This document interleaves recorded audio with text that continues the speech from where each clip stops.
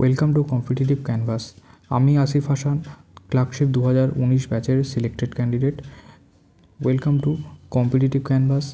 এই চ্যানেলে আমরা আজকে ক্লার্কশিপ 2023 মেন্সের যে স্ট্র্যাটেজি সেই নিয়ে একটু আলোচনা করব। প্রসঙ্গত 15ই অক্টোবর আমাদের ক্লার্কশিপ 2023-এর যে প্রিলিমিনারি রেজাল্ট সেটা আউট হয়ে গেছে। প্রায় 89,000 ক্যান্ডিডেটকে মেন্সের জন্য ডাকা হয়েছে। তো সেই প্রসঙ্গেই এবং কিভাবে আমরা লিখলে বা কিভাবে আমরা এগোলে বা কী টাইম ম্যানেজমেন্ট করলে আমরা এই 2023-এর মেন্সটাকে ক্র্যাক করতে পারবো সেই বিষয়ে এই আলোচনা, বা এটাকে বলা যেতে পারে একটা স্ট্র্যাটেজি ভিডিও। তো বলে রাখা ভালো যে এখানে যে সাবজেক্টস থাকছে, কী কী সাবজেক্ট থাকে, একটা হলো ইংলিশ থাকে এবং আর একটা হলো বেঙ্গলি। ইংলিশে 50 মার্কস থাকবে এবং বেঙ্গলিতেও 50 মার্কস থাকবে। এবং কী কী টপিক থাকে সেটা আমরা দেখে নেব।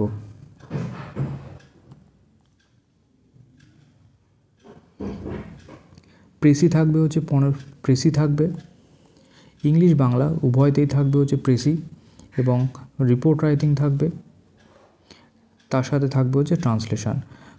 মোটামুটি গত বছর অর্থাৎ গত নিয়োগ বা 2019-এর যে নিয়োগ প্রক্রিয়া হয়েছিল তাতে প্রেসি ছিল 15 মার্কসের, রিপোর্ট রাইটিং ছিল 15 মার্কসের এবং ট্রান্সলেশন ছিল 20 মার্কসের। অর্থাৎ ট্রান্সলেশনটাই কিন্তু একটা ভেরি হেভি ওয়েটেজ কিন্তু ক্যারি করছে, এবং ট্রান্সলেশনটা যদি কেউ ভালো করে করতে পারে সেখানে মোটামুটি 16 থেকে 18 মার্কস পর্যন্ত পাওয়া যেতেই পারে। তো এই ট্রান্সলেশন পার্টটাকে খুব ভালো করে রেডি করতে হবে। তারপরে আসবে হচ্ছে রিপোর্ট রাইটিং, তারপরে আমরা প্রেসি হচ্ছে একটা কঠিন একটা টপিক। তো পরে নেক্সট স্লাইডে আমরা দেখব যে কীভাবে আমরা টাইম ম্যানেজটা করতে পারবো। বেসিক্যালি যদি আমরা দেখি যে যদি ইংলিশ আর বেঙ্গলি দুটোকে মিলে আমার টোটাল সময় থাকে হলো 60 মিনিটস। এবার আমি এই 60 মিনিট অর্থাৎ 1 ঘন্টা, এই 60 মিনিটকে আমি ইংলিশ এবং বেঙ্গলিকে যদি ভাঙি তো এটা হলো ইংলিশের জন্য 30 মিনিটস আর বেঙ্গলির জন্য হচ্ছে 30 মিনিটস, এইটাই বলতে পারি। তো এই 30 মিনিটসে হচ্ছে আমাকে 3টে টপিক ইংলিশে লিখতে হচ্ছে, আর এই 30 মিনিটসে আমাদের বেঙ্গলিতে সেম 3টে টপিক লিখতে হচ্ছে। তো বলতে পারি যে প্রেসির জন্য আমার 10 মিনিট বরাদ্দ, রিপোর্ট রাইটিংয়ের জন্য আমার 10 মিনিট বরাদ্দ, আর ট্রান্সলেশনের জন্য কিন্তু 10 মিনিট বরাদ্দ। কিন্তু সমস্যা হলো 10 মিনিট করে যদি আমি প্রত্যেকটা টপিকের জন্য দেই সেটা কিন্তু অনেকটা বেশি হয়ে যাবে। কার ক্ষেত্রে? প্রেসির জন্য বা ট্রান্সলেশনের জন্য। আবার অন্যদিকে রিপোর্ট রাইটিংয়ের জন্য যদি আমি 10 মিনিট দিই সেক্ষেত্রে কিন্তু রিপোর্ট রাইটিংটা কম লেখা হতে পারে। রিপোর্ট রাইটিংয়ে কিন্তু 15 মার্কস থাকে, সেখানে আমার প্রায় 150 থেকে মোটামুটি অ্যারাউন্ড 180 ওয়ার্ডসের মধ্যে একটা এসে লিখতে হবে বা রিপোর্ট লিখতে হবে। সেক্ষেত্রে আমার 10 মিনিটটা কিন্তু যথেষ্ট কম সময়। সুতরাং এমনভাবে আমাকে সাজাতে হবে যাতে আমি ইকুয়ালি সব কটাকে ভালোভাবে টাইম ডিস্ট্রিবিউশন করে আমি পরীক্ষার খাতায় লিখতে পারি। তো নেক্সট টপিকে আমি বলবো যে হচ্ছে ওয়ার্ড লিমিট প্রেসির জন্য কতটা আর টাইম লিমিট কতটা।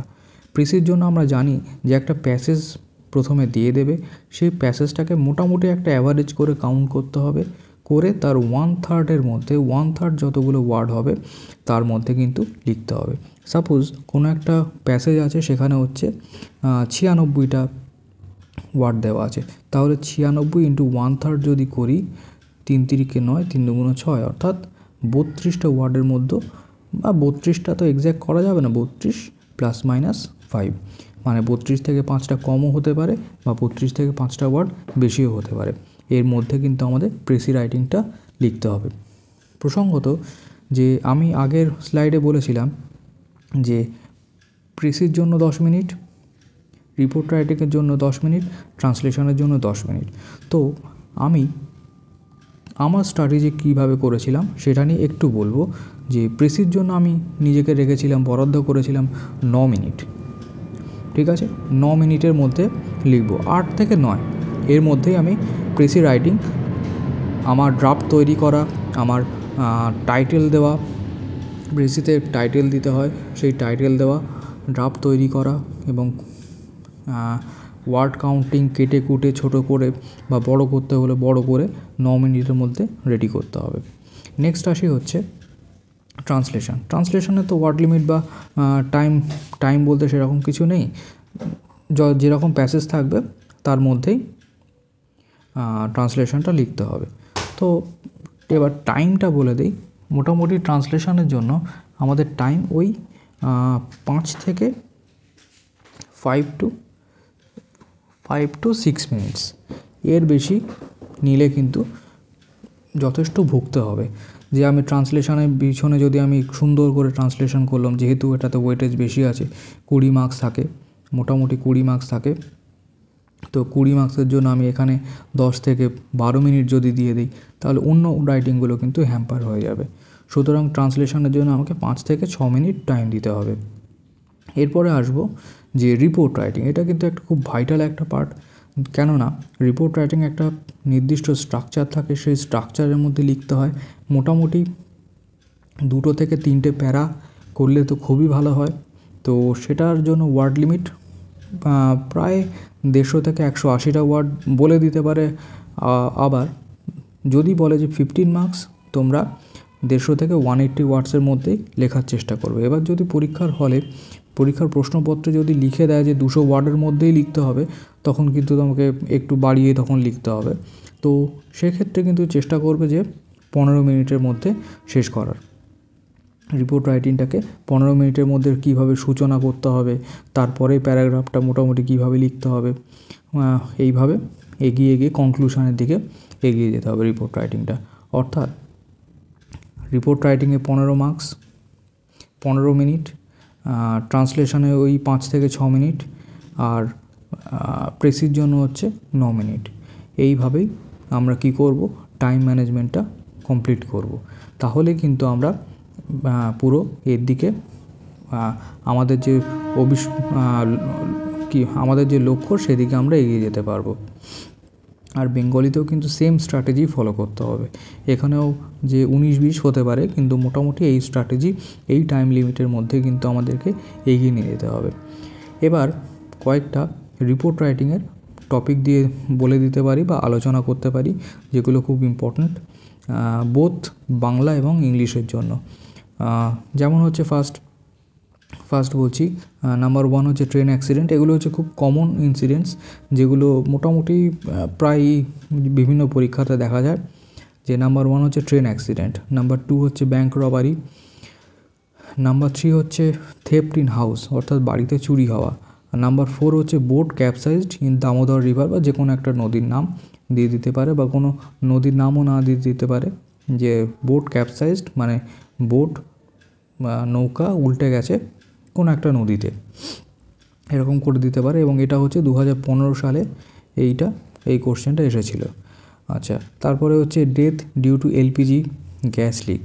আমরা যে বাড়িতে এলপিজি গ্যাস ইউজ করি, সেইটাতে লিকেজের জন্য ব্লাস্ট করেছে সেই সিলিন্ডার এবং তার জন্য মৃত্যু হয়েছে, সেরকম একটা বিষয়। নাম্বার 6 হচ্ছে suicide of a woman due to dowry হচ্ছে পণ প্রথা। এবার পণ প্রথার জন্য কোনো মহিলা আত্মহত্যা করে, সেই বিষয়ে রিপোর্ট লিখতে হতে পারে। নাম্বার 7 হচ্ছে যে স্নেক বাইটের জন্য গ্রামগঞ্জে কী হয় না, স্নেক বাইটের জন্য অনেক মানুষ মারা যায়। তো এবং সে যখন অ্যাকচুয়াল সাবজেক্টটা হচ্ছে death due to snake bite after being taken to local priest, মানে লোকাল পুরোহিতের কাছে, প্রিস্ট মানে হলো পুরোহিত, তো পুরোহিতের কাছে সাপের সর্পদংশনের পর নিয়ে যাওয়ার পর মৃত্যু হয়েছে। অর্থাৎ লোকাল প্রিস্ট বলতে ওঝাও বলতে পারি, এইভাবেও রিপোর্টটাকে সাজাতে পারে। তারপর হচ্ছে অনলাইন ফ্রড। বর্তমানে বহুল প্রচলিত একটা বিষয় হচ্ছে অনলাইন ফ্রড। এই অনলাইন ফ্রড বা মানি ট্রানজাকশান, তার জন্য কোনো মানুষ তার সর্বস্ব খুইয়েছে, এরকম একটা বিষয়। তারপর হচ্ছে স্ট্রিট অ্যাক্সিডেন্ট, মানে নর্মাল যে সমস্ত গাড়ি ঘোড়া অ্যাক্সিডেন্ট হয় সেরকম অ্যাক্সিডেন্ট নিয়ে। নাম্বার 10 হচ্ছে ডেঙ্গু আউটব্রেক। আমাদের পশ্চিমবাংলার দক্ষিণবঙ্গের বিভিন্ন জেলাতে ডেঙ্গু একটা খুব মানে বহুল প্রচলিত একটা রোগ। তো এই রোগের ছড়িয়ে গেছে, তার জন্য রিপোর্ট রাইটিং লিখতে হতে পারে, পরীক্ষাতে দিতে পারে। এবার আসি হচ্ছে পরের স্লাইডে, সেখানে হচ্ছে 11 নম্বর হচ্ছে death due to lightning strike. Lightning strike বলতে কি, বজ্রপাতের জন্য মৃত্যু। আর তারপর হচ্ছে এই দামোদর বা যে কোনো একটা নদীতে কি হবে, 2 বয় ড্রাউন্ড হোয়াইল বাথিং। অনেক সময় বাচ্চারা ওই নদীতে লাফিয়ে লাফিয়ে চান করতে যায়, তো স্রোতে ভেসে যায়, সেই রকম একটা রিপোর্ট হচ্ছে 2 boys drowned at Damodar while bathing. আর নাম্বার 13 হচ্ছে কেমিক্যাল ফ্যাক্টরিতে গ্যাস লিকেজের জন্য মৃত্যু, এরকম একটা টপিক। নাম্বার 14 হচ্ছে crowd crush in Mahakumbh. Mahakumbh বা এখানে মহাকুম্ভ না দিয়ে আরও অন্যভাবে আসতে পারে, অর ক্রাউডেড অ্যাসেম্বলি। কোনো অ্যাসেম্বলিতে মানে কোনো একটা সভা, সেখানে প্রচুর লোকের জনসমাগম হয়েছে এবং হঠাৎ করে কোনো একটা হুজুগ বা যে কোনো কিছুর জন্য খুব ভাগদৌড় হচ্ছে, তার জন্য কি হলো, ক্রাউড ক্রাশ, পদপৃষ্ট হয়ে মারা যাবে, ঠিক আছে, স্ট্যাম্পেড হয়ে মারা যাবে, এটা একটা বিষয়। নাম্বার 15 হলো death due to bridge collapse, bridge ভেঙে গিয়ে মৃত্যু, সেটা একটা বিষয়। আর্থকোয়েক, এবারে সেখানে কোনো প্লেসের নাম দিয়ে দিতে পারে, আর্থকোয়েক ইন নেপাল। তারপর আর্থকোয়েক রিসেন্টলি হচ্ছে ফিলিপিন্সে হয়েছে, আর্থকোয়েক ইন ফিলিপিন্স, এরকম সাবজেক্ট থাকতে পারে। তারপর হচ্ছে সাইক্লোন, এগুলো হচ্ছে কিছু প্রাকৃতিক দুর্যোগ নিয়ে, আর্থকোয়েক, সাইক্লোন, ফ্লাড এবং ফ্লাড, এটা ইম্পর্ট্যান্ট। তারপর হচ্ছে ওয়াইল্ড ফায়ার ইন জঙ্গল, এটা একটা বিষয় যে জঙ্গলে হচ্ছে হঠাৎ করে আগুন লেগে গেছে। নাম্বার 20 হচ্ছে naked electric wireless crushed cost death on road. আচ্ছা, এটা ওয়্যারলেস হবে না, ওয়্যার হবে শুধু, যে কোনো একটা তার পড়েছিল, ইলেকট্রিক তার জন্য হচ্ছে ইলেকট্রিক শক লেগে মৃত্যু। 20 নাম্বার টপিক। এবার হচ্ছে 21 নাম্বার টপিক, যে লঙ্গরখানাতে অনেক সময় খেতে দেওয়া হয়, তো সেখানে খেতে গিয়ে ফুড পয়জনিংয়ের কারণে মৃত্যু। বিভিন্ন এনজিও সংস্থা কী হয়, কোনো প্রাকৃতিক দুর্যোগপূর্ণ স্থানে লঙ্গর তৈরি করে, যে একটা জায়গাতে খাবার দাবার দেওয়া শুরু করে, সেখানে গিয়ে সবাই লাইন দিয়ে খাবার নেয়। এবার কোনো না কোনো কারণে সেই খাবার পয়জনাস হয়ে গেছে এবং সেখানে খেতে আসা যে সমস্ত লোকজন, তার মধ্যে কিছু লোক মারা গেছে, এইটা নিয়ে একটা টপিক। নাম্বার 22 হচ্ছে ট্যুরিস্টদের উপর হচ্ছে এলিফ্যান্ট অ্যাটাক, বা জঙ্গল থেকে এলিফ্যান্ট বেরিয়ে আসা, সেটা একটা টপিক হতে পারে। নাম্বার 23 হচ্ছে টাইগার এন্টার্স অ্যাট ভিলেজ, এটা একটা টপিক হতে পারে। এখানে টাইগারের জায়গায় কিন্তু এলিফ্যান্টও হতে পারে, মানে দুটোই প্রায় একই রকমই, কিন্তু জাস্ট টাইগারের জায়গায় এলিফ্যান্ট দিলেই মোটামুটি এটা হয়ে যাবে। নাম্বার 24 হচ্ছে মব লিঞ্চিং, এটা খুব সেন্সিটিভ একটা ইস্যু, তো এগুলো সচরাচর পরীক্ষাতে দেয় না, তবু করে রাখা ভালো। Death due to mob lynching বলতে কি, কোনো একটা ব্যক্তি তার উপরে জন আক্রোশে তাকে পেটানো শুরু করলো, পেটাতে সে মৃত্যুবরণ করলো, তাকে মানে মেরে ফেলা হলো, সেই রকম একটা বিষয় হচ্ছে মব লিঞ্চিং। আর তারপর হচ্ছে number 25 celebration of any important date বলতে কি, এখানে ইন্ডিপেন্ডেন্স হতে পারে, এখানে রিপাবলিক ডে হতে পারে, তারপর ওমেন্স ডে হতে পারে, এরকম যে কোনো একটা ডে, বা পোলিও ডে হতে পারে, বা ডক্টরস ডে হতে পারে, এরকম বিভিন্ন রকম ইম্পর্ট্যান্ট যে ডেটসগুলো আছে, celebration of any important date, সেরকম একটা বিষয় থেকে আসতে পারে। ইনাগুরেশন অফ বুক ফেয়ার, যে বই মেলাগুলো হয়, বা বুক ফেয়ার কেন, যে কোনো মেলাই হতে পারে। ইনাগুরেশন বলতে কি, উদ্বোধন, কোনো একটা মেলার উদ্বোধন করা হলো, বুক ফেয়ার উদ্বোধন করা হলো, সেই সমস্ত বিষয়। নাম্বার 27 হচ্ছে celebration of any cultural programme like blood donation camp, Independence Day, এরকম কিছু সেলিব্রেট করা হচ্ছে, ব্লাড ডোনেশন ক্যাম্প বা যে কোনো একটা কালচারাল প্রোগ্রাম, সেটাও হতে পারে এরকম। 28 হচ্ছে protest against price rise or any social issue.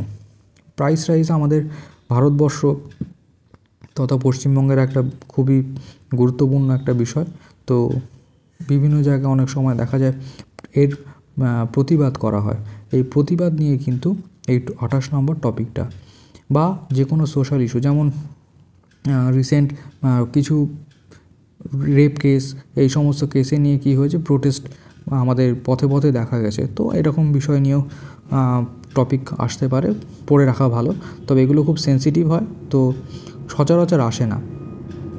যাই হোক, 29 হচ্ছে seminar on pollution, climate change and environmental issue. Pollution, climate change, environment issue etcetera, এই সমস্ত নিয়ে কোনো একটা সেমিনার হয়েছে, এবং সেমিনারে তাই নিয়েই হচ্ছে আমাদের একটা রিপোর্ট রাইটিং। সেই সেমিনারে কে কে বক্তব্য রেখেছেন, কীভাবে সেটা অনুষ্ঠিত হয়েছে, কবে অনুষ্ঠিত হয়েছে, এইরকম একটা টপিক নিয়ে হচ্ছে সেমিনার। নাম্বার 30 হচ্ছে duplicate medicine kills people in hospital. বিভিন্ন জালি ওষুধের জন্য হসপিটালে হচ্ছে মৃত্যু, সেটা একটা টপিক। 31 হচ্ছে কলকাতা বা যে কোনো একটা স্থানের নাম নাও দেওয়া থাকতে পারে, সেখানে একটা বিল্ডিং কোলাপস হয়েছে, তার জন্য কী হয়েছে, মৃত্যু, বা তার জন্য যে ক্ষয়ক্ষতি হয়েছে সেইগুলো।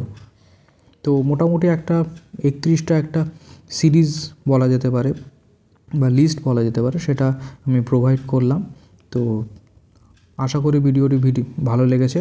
ভালো লাগলে অবশ্যই সাবস্ক্রাইব করবেন। ধন্যবাদ।